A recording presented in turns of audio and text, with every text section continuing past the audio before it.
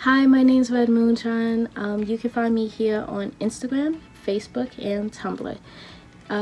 If there's going to be any new links or platforms that I'll be in, I definitely always put a hyperlink in my Instagram bio that you can follow me on. You can definitely just call me Red for short. My name is a mouthful. And my pronouns are she, her. I started cosplay back in 2012, I believe. And I cosplay from comic book series, from Japanese animation and American animation and TV shows.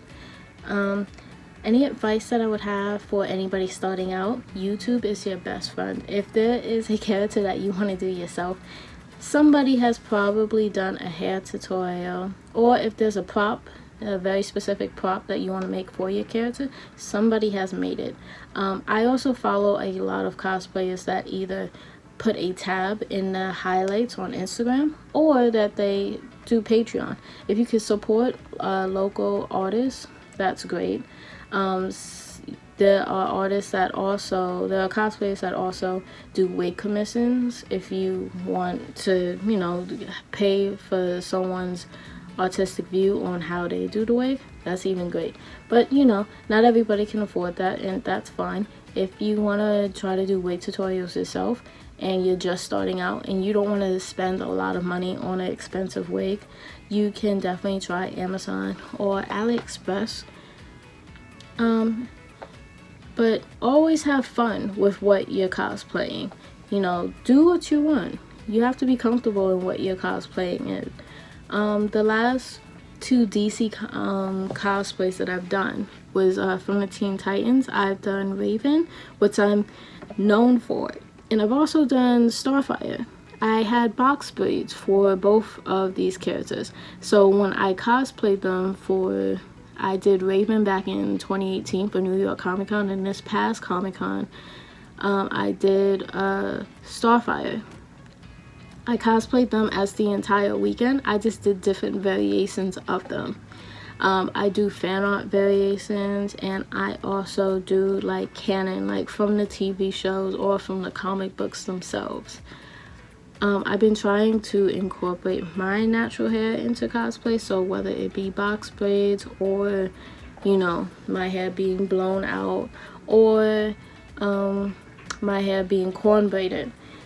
That's definitely different ways that I've tried to incorporate into my cosplays.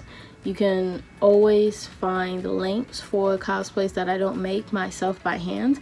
You can always find them tagged in the photo if I bought it from a company that is on Instagram, or I will say I got different parts from Amazon. I usually alternate myself because sometimes I don't have the time to start a cosplay from scratch myself, but I always try to put my own spin on it. So another word of advice that I would have, always make sure you plan your cosplays ahead of time. Con crunching, like sometimes it's inevitable. You've been trying to do one method and it's just not working, and now you have to do something else. It happens, but don't stress yourself out trying to finish a cosplay. Cosplay is for fun. You want to enjoy yourself, and you don't want to be stressed out before the convention. So always try to make sure you plan out what pieces you need for your cosplay, fabric, cost, things like that. You can break it up if you do it in advance early enough. You can definitely break it up so it's not such a financial burden, because cosplay can definitely get expensive when you're trying to do it like either way too last minute, or like bigger builds can get expensive. So you try to plan it out early and buy different parts so you're not overwhelmed. that's sort of all that I have to say, and I hope you enjoyed this video. Okay, bye.